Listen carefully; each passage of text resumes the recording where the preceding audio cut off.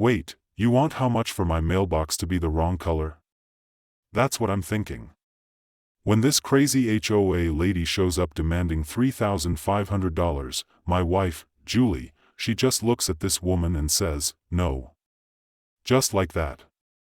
No. Kayla loses her mind and calls the cops on us. I'm freaking out, but when the officer shows up and sees my wife, he goes completely white. Judge, you live here?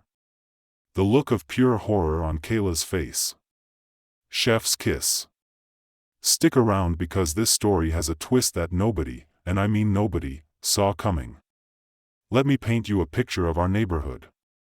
We're talking about one of those pristine suburban developments where every lawn looks like it was cut with a ruler and every mailbox costs more than most people's cars.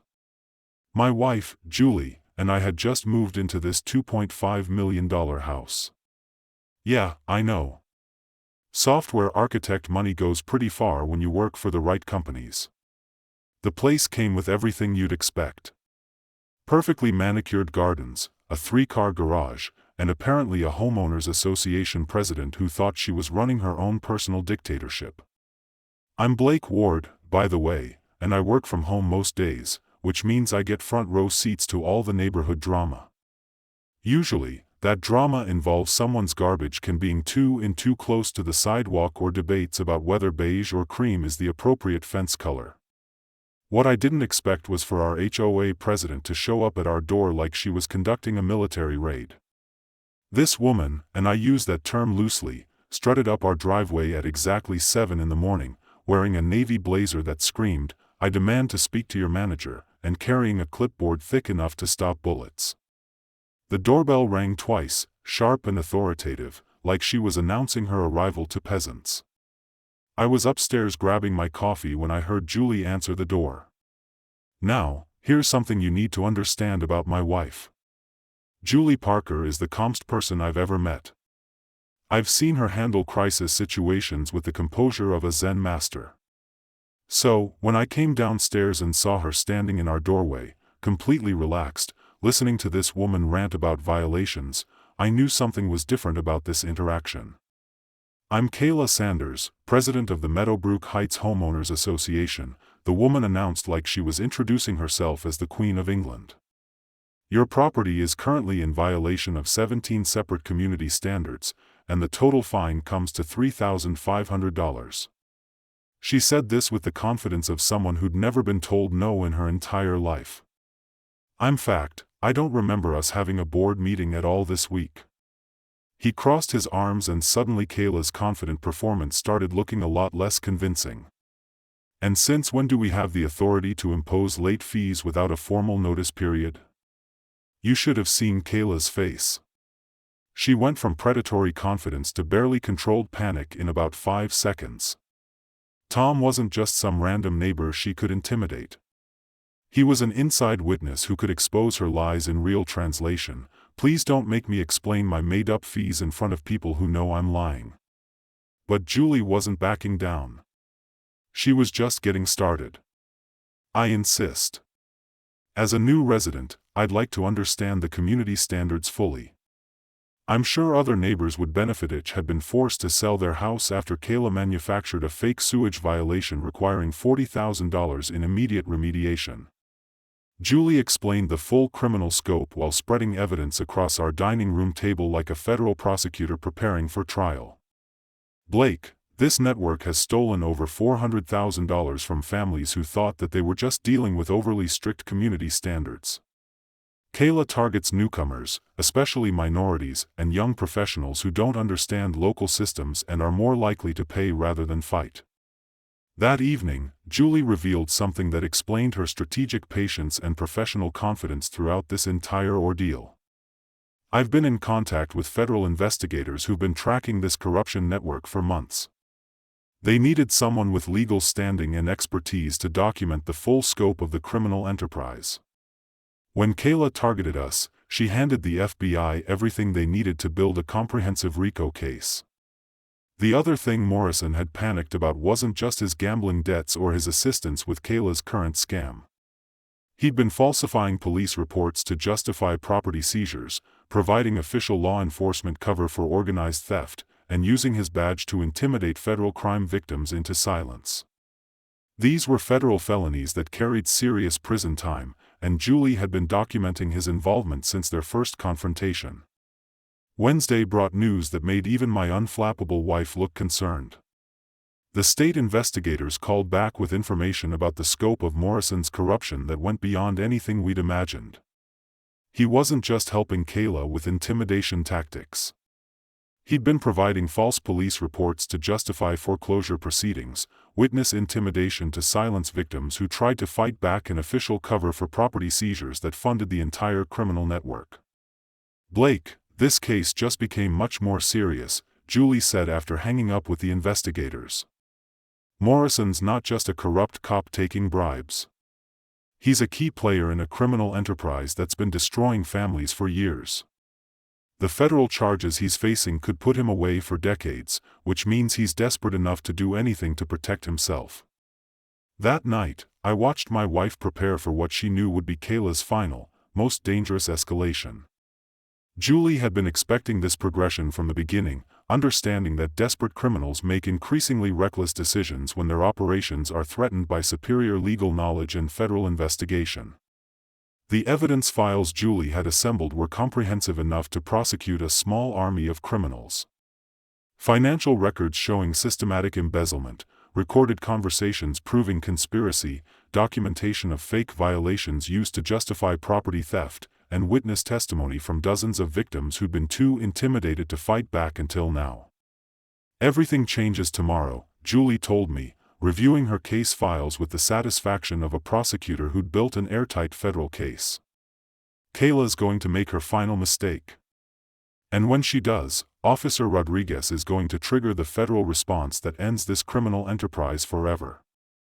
As we prepared for bed, I realized my wife had been playing a game with stakes much higher than HOA violations and neighborhood disputes.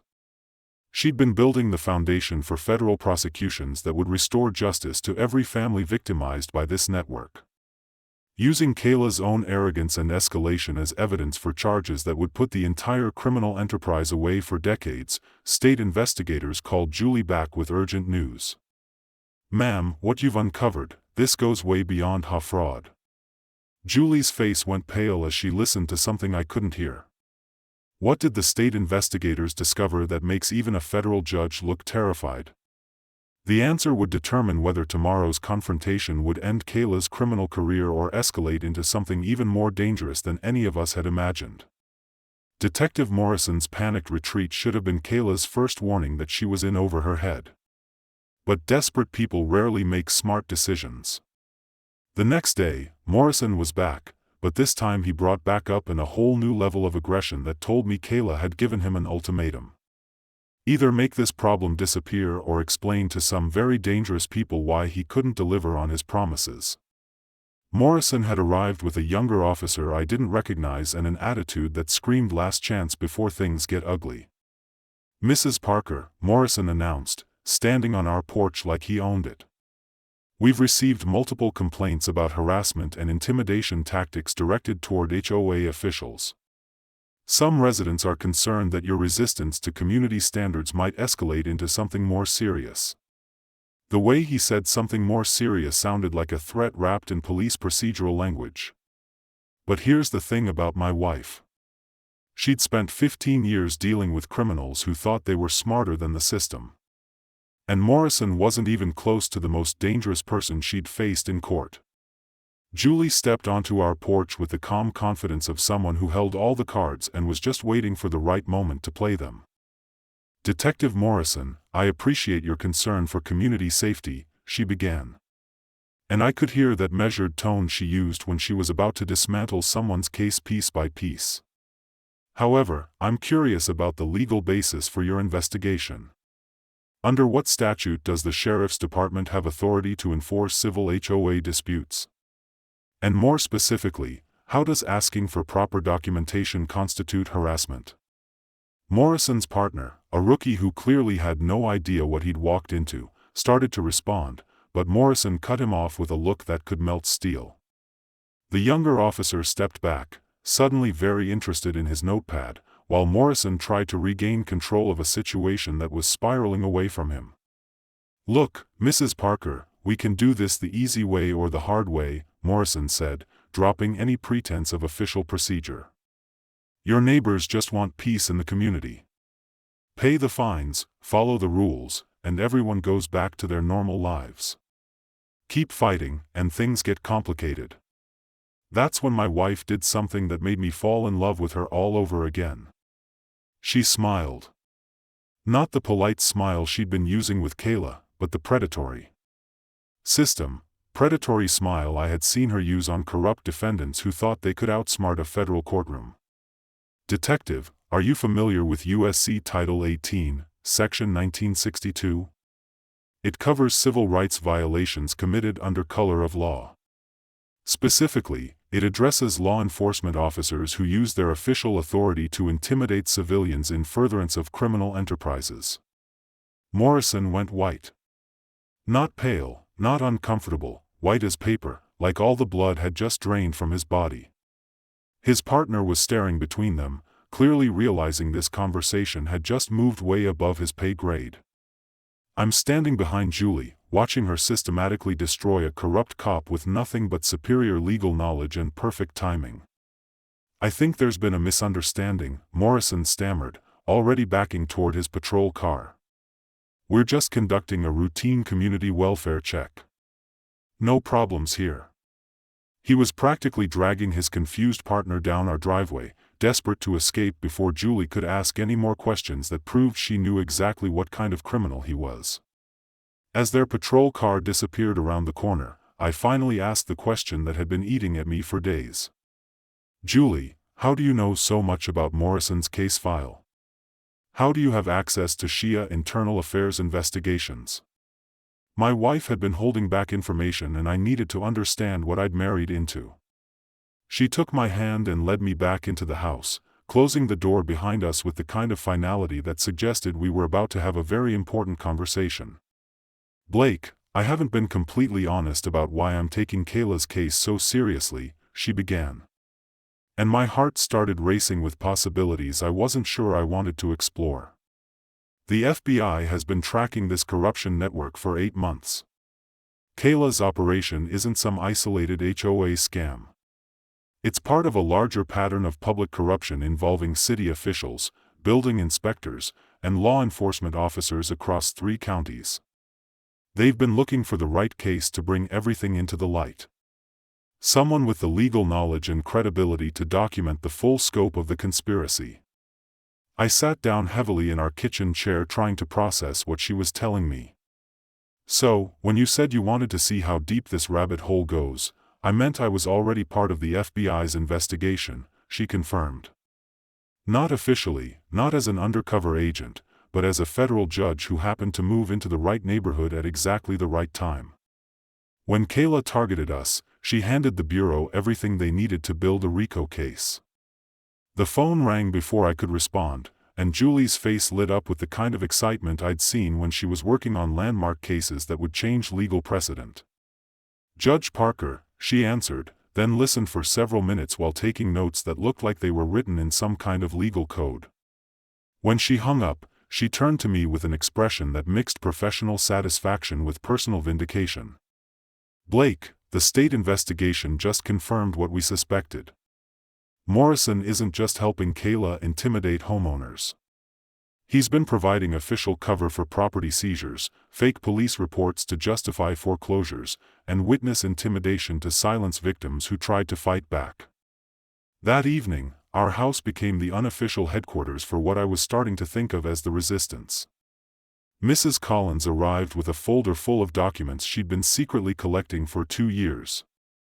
Tom Rodriguez brought financial records that showed irregular money transfers from the HOA account to shell companies owned by Kayla's associates. 3 other neighbors contributed stories of harassment, intimidation, and financial losses that painted a picture of systematic criminal activity. Julie coordinated everything with the precision of a federal prosecutor building a case, which, let's be honest, is exactly what she was doing. She'd transformed our dining room into a war room with evidence boards, timeline charts, and what looked like enough documentation to prosecute a small army of criminals. "Here's what's going to happen," she explained, addressing our impromptu task force like she was briefing a grand jury. "Kayla's network operates on intimidation and the assumption that victims won't fight back. They've never faced organized resistance, comprehensive documentation, or someone with the legal knowledge to expose their tactics. Tomorrow they're going to make their biggest mistake yet." As if summoned by Julie's prediction, my phone buzzed with a text from an unknown number. "Mrs. Parker needs to understand that some problems require permanent solutions. Pay tomorrow or face consequences." I showed the message to Julie, expecting her to be concerned about the obvious threat. Instead, she smiled opportunities to document everything in real time. The whole fake authority structure she'd built her scam on was crumbling, and we hadn't even gotten to Julie's real counterattack yet. That's when my wife made her power move. "I'd like to request a formal HOA board meeting to discuss my payment options," she said, sounding like any reasonable homeowner trying to resolve a dispute. What she was actually doing was forcing Kayla into a public forum where her scam tactics would be exposed to the entire board and anyone else who wanted to attend. "I believe the bylaws require 7 days' notice for all residents." Correct. The transformation in Kayla was incredible to watch. She went from smug authority figure to deer in headlights faster than I changed channels when and Julie catches me watching reality TV. The last thing any scammer wants is transparency, and my wife had just demanded a public hearing with witnesses, documentation, and people who actually knew the real rules. That won't be necessary," Kayla stammered, clutching her briefcase like it contained state secrets instead of fake invoices. "These matters are typically handled privately between the association and the property owner. In translation, please don't make me explain my made-up fees in front of people who know I'm lying." But Julie wasn't backing down. She was just getting started. "I insist. As a new resident, I'd like to understand the community standards fully. I'm sure other neighbors would benefit from seeing how these assessments are determined."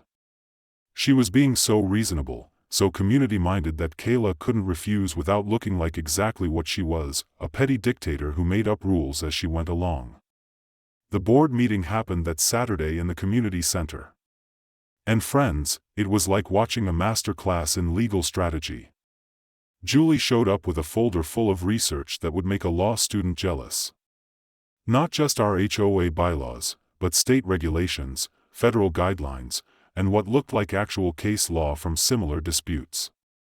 Kayla brought her usual bluster and a stack of documents that were about to be systematically destroyed by superior preparation. "Before we discuss my assessment," Julie began, and I could hear that courtroom authority creeping into her voice. "I'd like to clarify a few procedural questions." Then she proceeded to ask the kind of questions that would make any honest lawyer proud and any scammer break out in cold sweats. "Has this fine structure been properly ratified according to Civil Code Section 1440? Are these penalty amounts consistent with the graduated enforcement procedures outlined in our covenants, conditions, and restrictions? And most importantly, do we have the legal authority to impose liens without following the statutory notice requirements?" I'm sitting in the back of that community center watching my wife dismantle Kayla's entire criminal operation with nothing but polite questions and superior legal knowledge. Tom Rodriguez was backing her up with inside information about irregular procedures. 2 other board members were starting to ask their own questions about fines they'd approved without understanding what they were signing. And Kayla. She was realizing that her easy mark was actually a legal expert who'd done more homework in 1 week than she'd done in 8 years of running scams.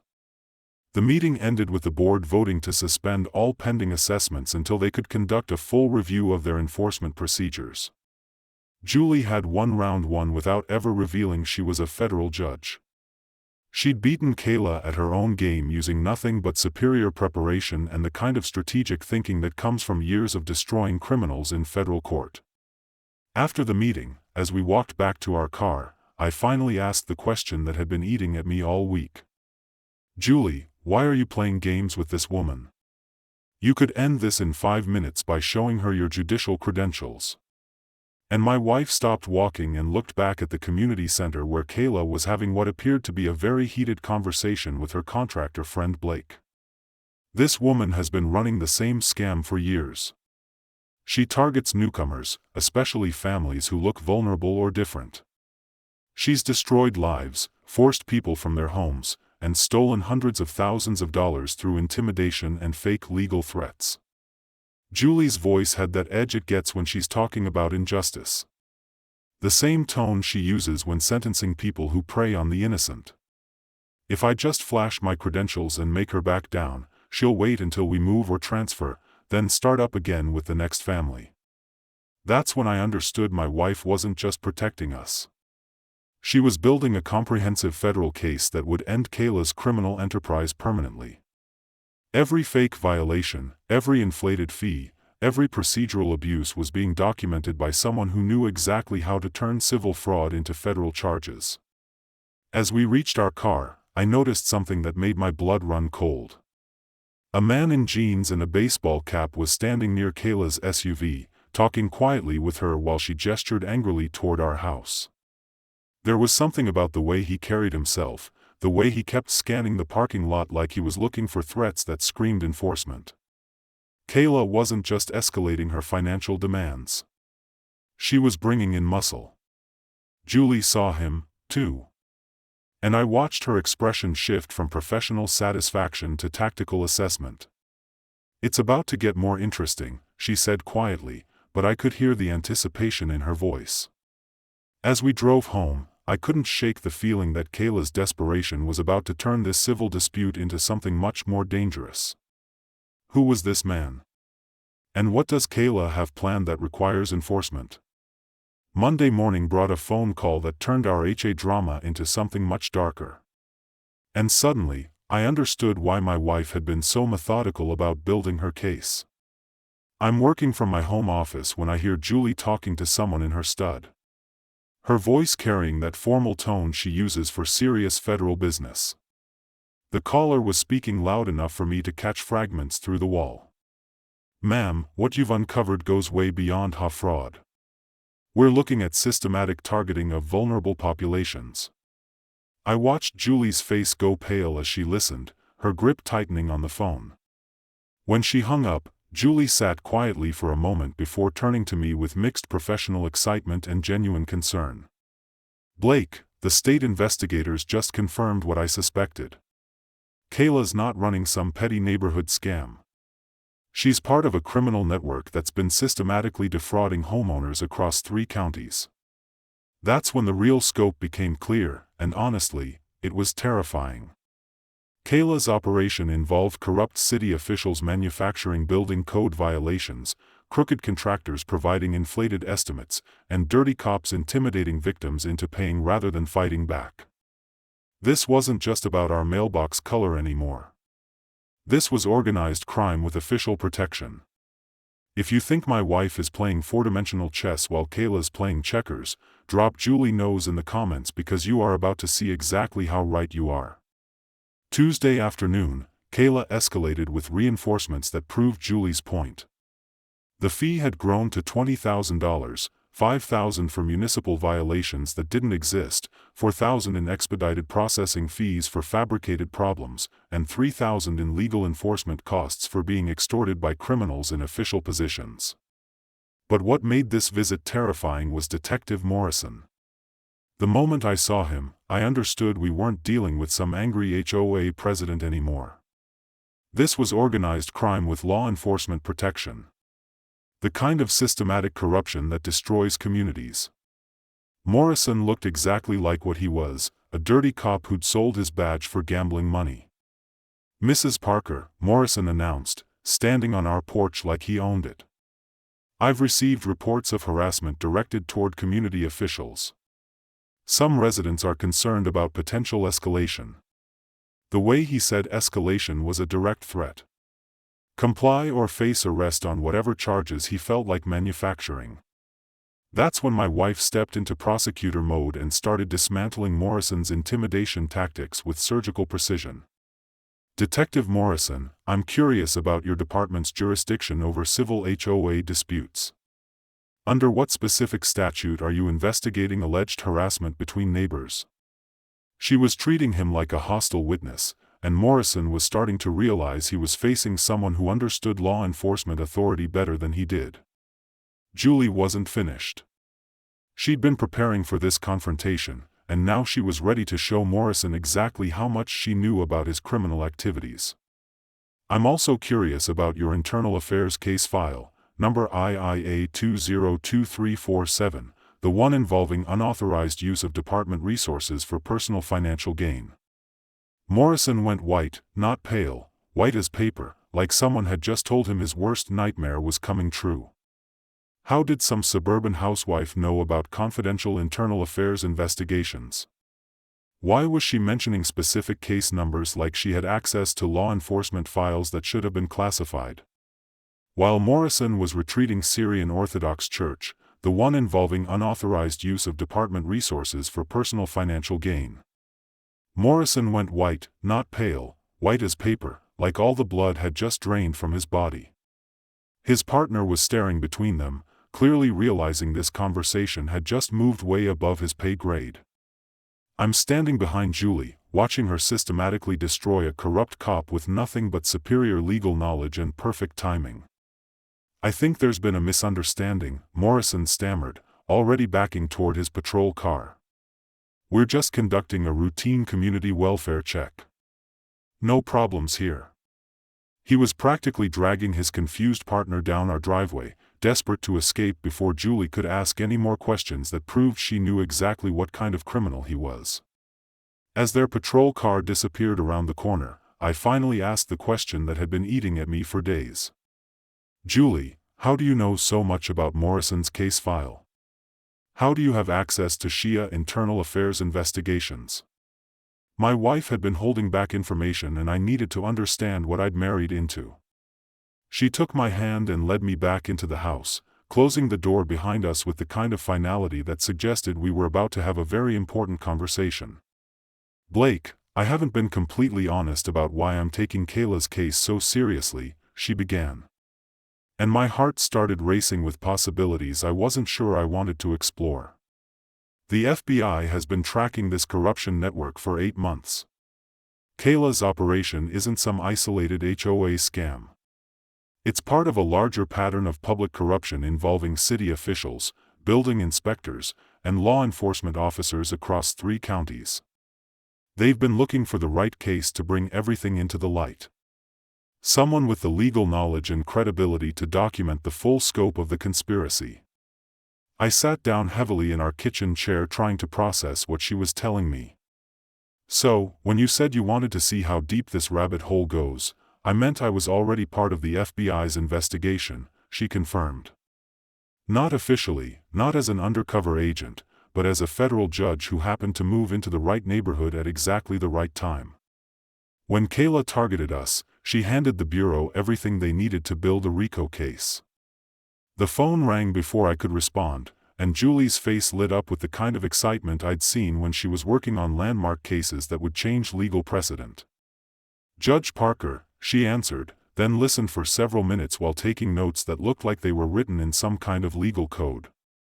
When she hung up, she turned to me with an expression that mixed professional satisfaction with personal vindication. Blake, the state investigation just confirmed what we suspected. Morrison isn't just helping Kayla intimidate homeowners. Tom Rodriguez brought financial records that showed irregular money transfers from the HOA account to shell companies owned by Kayla's associates. 3 other neighbors contributed stories of harassment, intimidation, and financial losses that painted a picture of systematic criminal activity. Julie coordinated everything with the precision of a federal prosecutor building a case, which, let's be honest, is exactly what she was doing. She'd transformed our dining room into a war room with evidence boards, timeline charts, and what looked like enough documentation to prosecute a small army of criminals. Here's what's going to happen, she explained, addressing our impromptu task force like she was briefing a grand jury. Kayla's network operates on intimidation and the assumption that victims won't fight back. They've never faced organized resistance, comprehensive documentation, or someone with the legal knowledge to expose their tactics. Tomorrow they're going to make their biggest mistake yet. As if summoned by Julie's prediction, my phone buzzed with a text from an unknown number. Mrs. Parker needs to understand that some problems require permanent solutions. Pay tomorrow or face consequences. I showed the message to Julie, expecting her to be concerned about the obvious threat.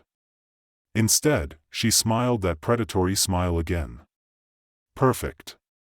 Now, they have graduated from civil fraud to criminal intimidation via electronic communication.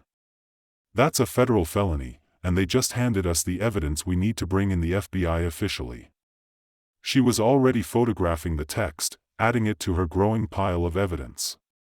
Morrison made a panicked phone call as he sped away from our house that evening. I couldn't hear the conversation, but I could see him through our window, gesturing frantically while parked at the end of our street. "We have a problem," he was saying into his phone. "I think she knows about the other thing." Other things? What could make a dirty cop panic and a federal judge delete something from her phone with trembling hands?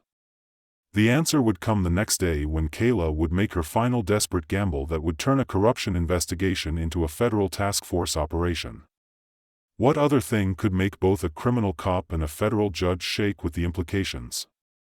Friday morning arrived with the kind of tension you feel right before a thunderstorm breaks. And Kayla was about to make the phone call that would destroy her life forever. I'm sitting in our kitchen trying to focus on work emails when Julie's phone rings with an unknown number. She glances at the caller ID, gives me this look that says, "Here we go," and puts it on speaker. Suddenly, our quiet breakfast is interrupted by Kayla's voice, dripping with the kind of toxic confidence that comes from someone who thinks they're about to deliver a knockout punch. "Mrs. Parker, I hope you've had time to reconsider your position regarding your community obligations," Caleb began. And I could practically hear her smiling through the phone. "Because this afternoon, I'm bringing an independent verification of your violations that will settle this matter once and for all." Julie leaned back in her chair, coffee mug in hand, looking like someone who was about to watch their favorite movie for the 100th time. Independent verification. That sounds very official, Kayla. What exactly does that involve? Her tone was perfectly neutral, but I'd learned to recognize that slight edge that meant she was professionally interested in whatever stupidity was about to unfold. "Officer Rodriguez will be conducting an official police assessment of your property compliance," Kayla announced like she was revealing some master strategy instead of handing my wife exactly what she'd been hoping for. "As a neutral law enforcement professional, his documentation will be definitive regarding the need for immediate remediation. I do hope you'll be more cooperative with him than you've been with our previous attempts to resolve this matter amicably." After hanging up, Julie turned to me with an expression I'd never seen before. Pure predatory anticipation mixed with professional satisfaction. It was like watching a chess master realize their opponent had just walked into checkmate. Blake, Kayla just made the mistake that's going to end her entire criminal operation. She called in a clean cop to witness what she thinks will be her greatest victory. My wife was practically vibrating with excitement, but not the kind you get from winning an argument. This was the satisfaction of a federal prosecutor who just watched the defendant confess to everything on live television.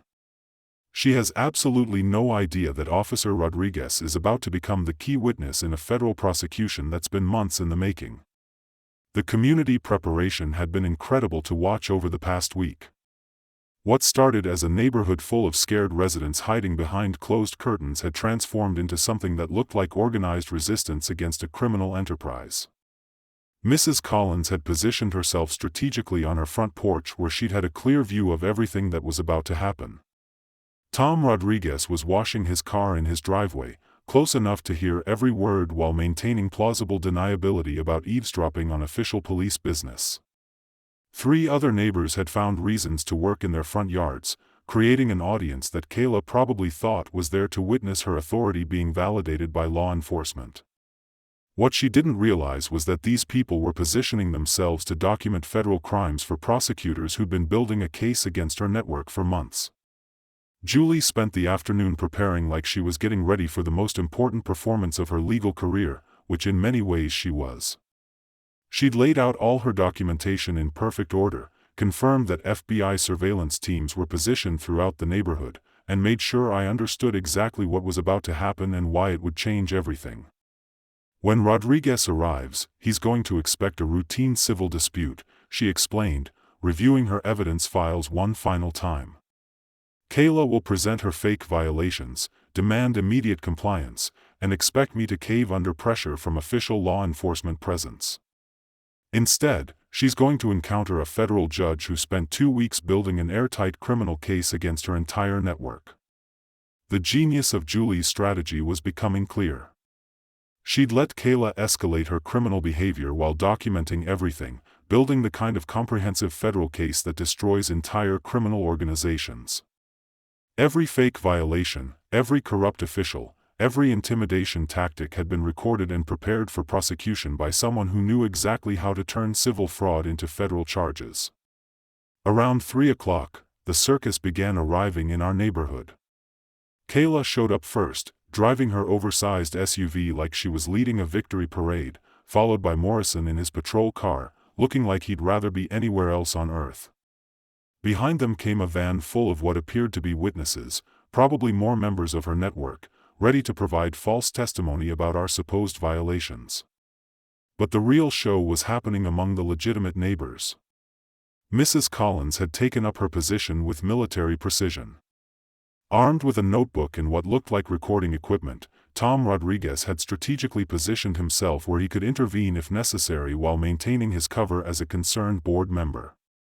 The other residents were creating a perimeter of witnesses that would make it impossible for Kayla to claim later that events had happened differently than they actually did. Morrison looked increasingly nervous as he surveyed the neighborhood, probably realizing that his usual intimidation tactics weren't going to work with this many witnesses present. The man had gone from confident, corrupt cop to barely controlled panic over the past week, and I could tell he was starting to understand that this situation was spiraling beyond his ability to control or escape.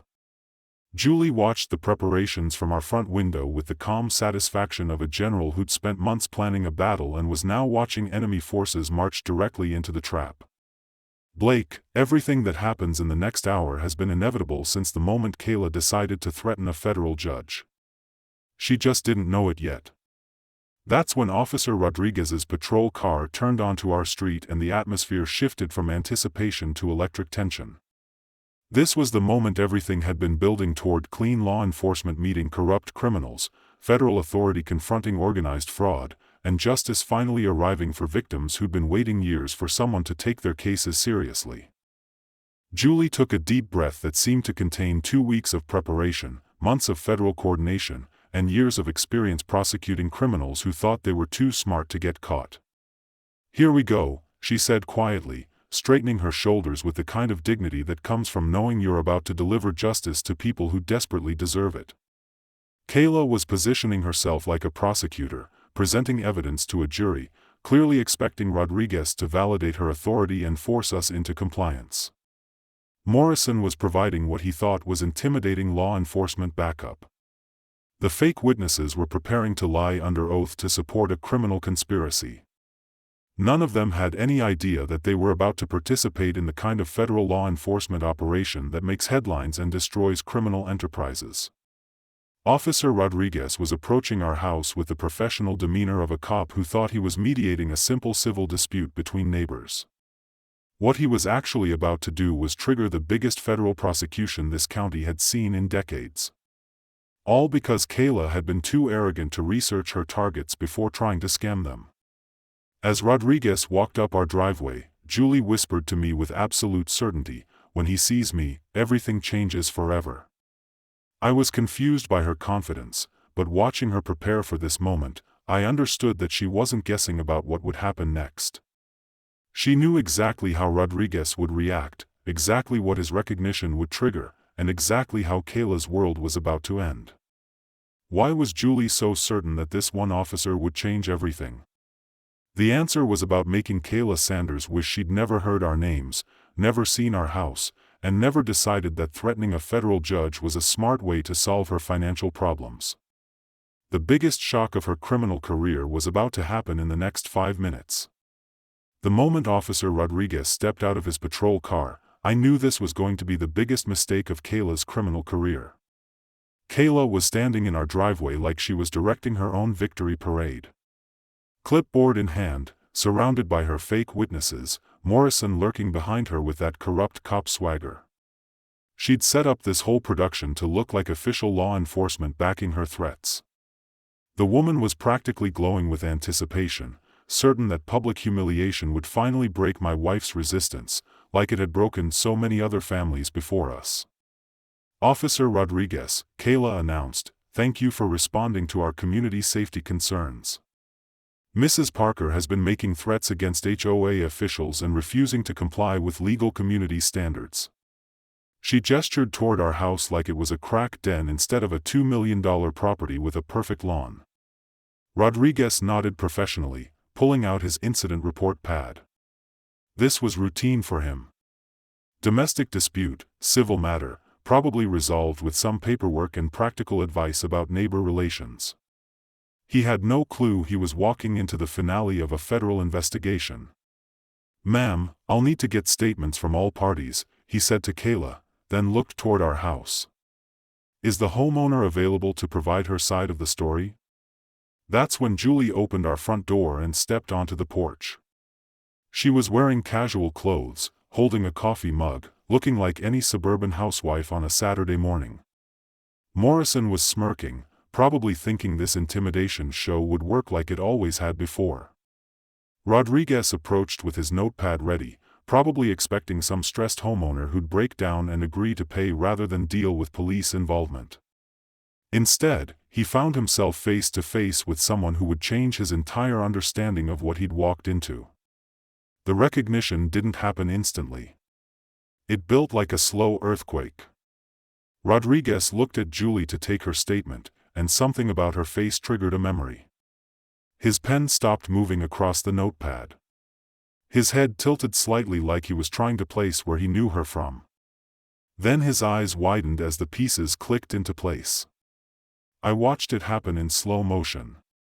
Rodriguez's notepad slipped from his fingers and clattered on the concrete.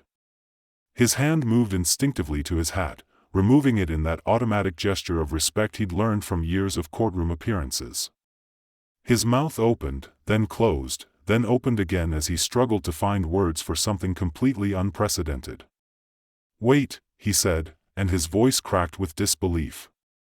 He took a step back, staring at Julie like he'd just seen a ghost. The professional composure that had carried him through the thousands of police calls evaporated as he processed what he was looking at. "Judge, you live here?" The words exploded out of him loud enough for the entire neighborhood to hear. Pure shock, complete disbelief, the kind of recognition that changes everything in an instant. Rodriguez stood there frozen, hat in hand, staring at my wife like she'd just materialized from another dimension. Kayla's face went through every stage of grief in about 3 seconds. "Judge," she repeated, confusion turning to horror. "What judge? She's just a homeowner." But even as she protested, I could see reality crushing her delusions of control. Rodriguez found his voice and his training simultaneously. "Ma'am, this is Federal District Judge Julie Parker. I've testified in her courtroom dozens of times. She handles major federal prosecutions." Each word was another nail in Kayla's coffin. Morrison looked like he was having a cardiac event. He understood immediately what this meant. He'd been caught threatening a federal judge on camera with witnesses. His entire corrupt career was about to become Exhibit A in a federal prosecution. Julie stepped forward with judicial authority that transformed our front porch into an unofficial courtroom. "Officer Rodriguez, I believe this situation requires federal coordination. I've documented evidence of criminal conspiracy, wire fraud, and civil rights violations under color of law." She handed Rodriguez a folder that contained 2 weeks of meticulous evidence gathering. "Detective Morrison has been using his official authority to intimidate residents in furtherance of a criminal enterprise. Miss Sanders has been operating a fraud scheme that's stolen hundreds of thousands of dollars from victims across multiple counties. Rodriguez opened the folder and I watched his expression shift from shock to professional determination as he realized he was holding evidence in a major federal case. "Your Honor, should I contact the FBI field office immediately?" That's when Kayla's world completely imploded. She'd spent 8 years thinking she was untouchable, protected by corrupt officials and community apathy. Now she was staring at a federal judge who'd been building a criminal case against her, backed up by FBI surveillance that had been documenting her every move. "I didn't know," Kayla screamed, desperation replacing arrogance. "I was just enforcing community standards. I didn't know she was anyone important." But her protests only made everything worse. She was admitting to treating people differently based on their perceived status, which was exactly the kind of civil rights violation that federal judges take very seriously. Morrison was already backing toward his patrol car, but federal agents were emerging from unmarked vehicles positioned throughout the neighborhood. There was nowhere to run, nowhere to hide, and no way to undo the federal crimes they'd committed against the wrong target. "Miss Sanders," Agent Miller announced formally, approaching with handcuffs and Miranda warnings. "You're under arrest for conspiracy to commit wire fraud, money laundering, and civil rights violations. Detective Morrison, you're facing additional charges for civil rights violations under color of law." The neighborhood had filled with residents who'd been watching from their windows, finally brave enough to come outside now that Kayla's reign of terror was ending. Mrs. Collins was crying with relief. Tom Rodriguez was documenting everything for the official record. 3 other families who had been victimized by Kayla's scams were providing statements to federal agents. Julie coordinated the federal response with the same precision she used in her courtroom. She'd built this case from the ground up, turning Kayla's own escalation and arrogance into evidence for federal charges that would put the entire criminal network away for decades. As federal agents led Kayla away in handcuffs, she kept looking back at our house with the kind of defeated expression that comes from realizing your entire life just changed because you were too lazy to Google your targets before trying to scam them. Rodriguez pulled me aside as the arrest operation continued around us. "Blake, your wife just handed us the biggest public corruption case this county has seen in 20 years, he said, shaking his head in amazement. "The evidence she collected is so comprehensive, so professionally documented that the prosecution is basically guaranteed." Morrison's arrest was everything I'd hoped it would be.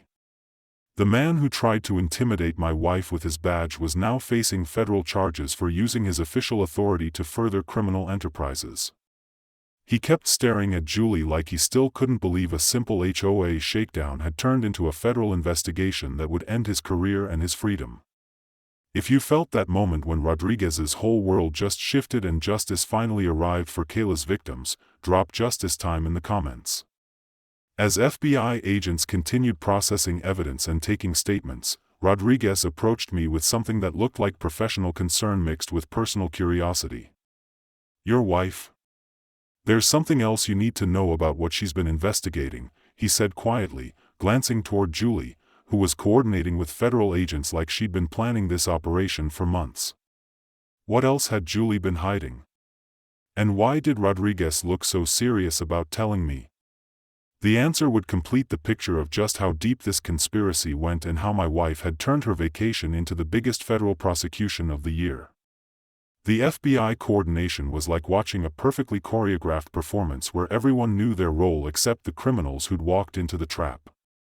Within 20 minutes of Rodriguez's call, our quiet suburban street looked like the set of a federal law enforcement procedure. Unmarked sedans materialized from seemingly empty parking spaces. Agents in FBI windbreakers emerged from surveillance positions they'd maintained for weeks.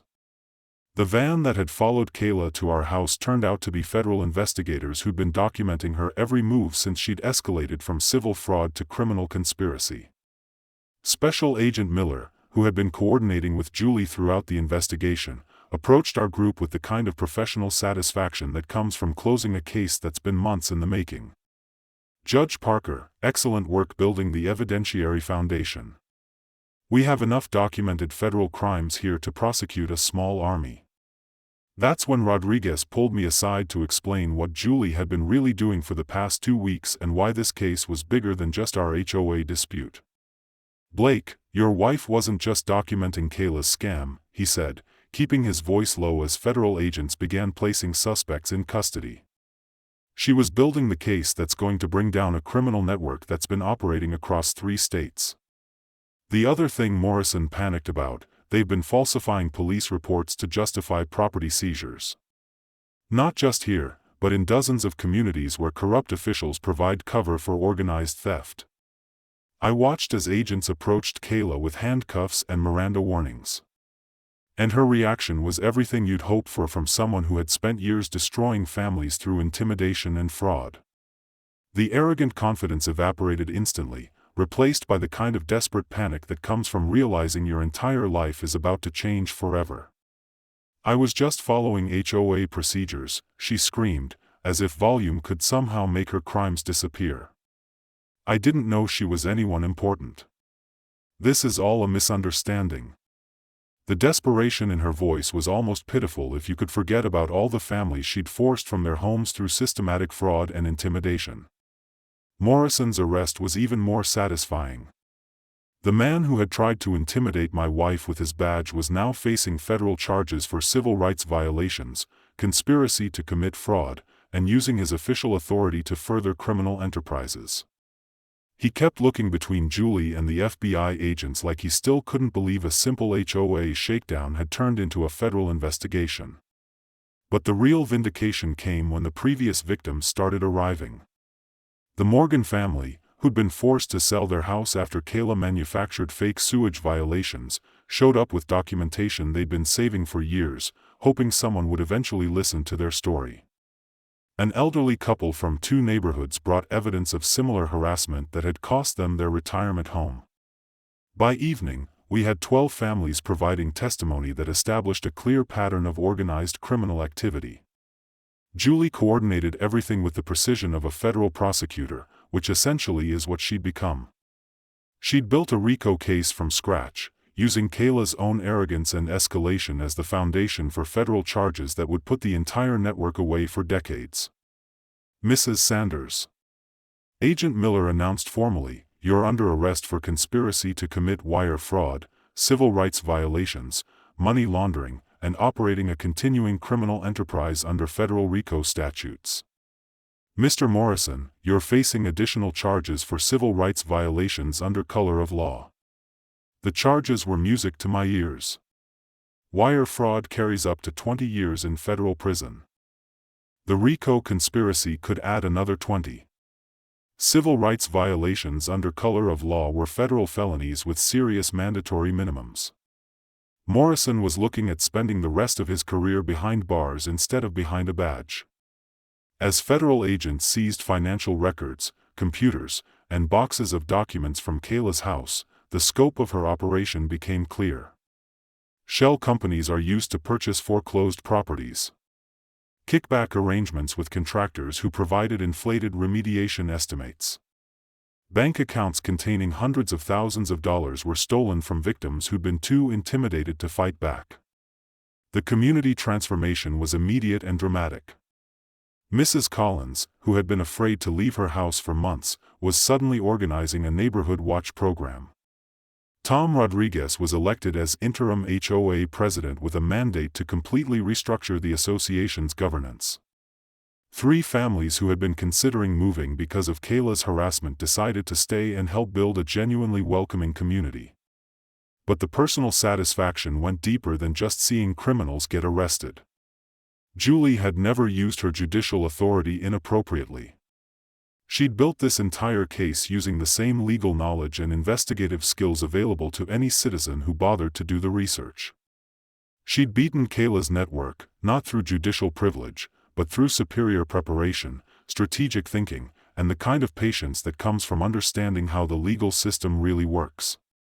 "Blake," she said that evening as we watched federal agents finish processing the crime scene that had been our front yard, "this is why I took the case so seriously. It was never about just protecting us. It was about stopping a criminal enterprise that had been destroying families for years." The final irony was perfect.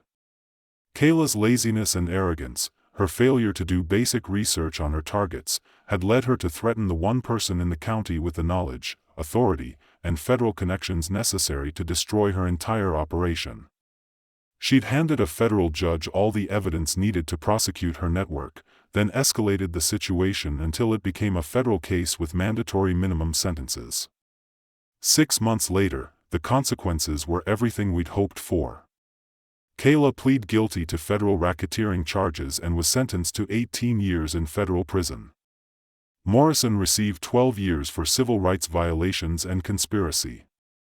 The corrupt city officials who provided cover for their operation were facing their own federal charges. Most importantly, the victims were receiving restitution from seized assets, and families who'd been forced from their homes were getting the justice they deserved. Our neighborhood transformed from a place ruled by fear and intimidation into the kind of community people actually want to live in. The new HOA focuses on genuine community building rather than manufactured violations. Property values have actually increased as word spread that this is a neighborhood where residents look out for each other rather than prey on each other. And me, I learned that I'd married someone who doesn't just believe in justice.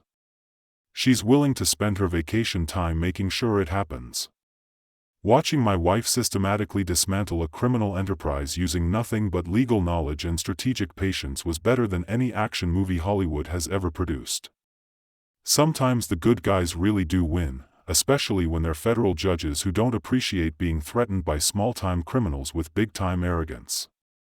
Kayla Sanders picked the wrong house, threatened the wrong woman, and learned that federal justice is a lot more permanent than HOA violations. If this story of justice served cold gave you the satisfaction you were looking for, smash that like button. It really helps the silent brave bring you more incredible true stories like this one. Thanks for watching, and I'll see you in the next video where karma strikes again.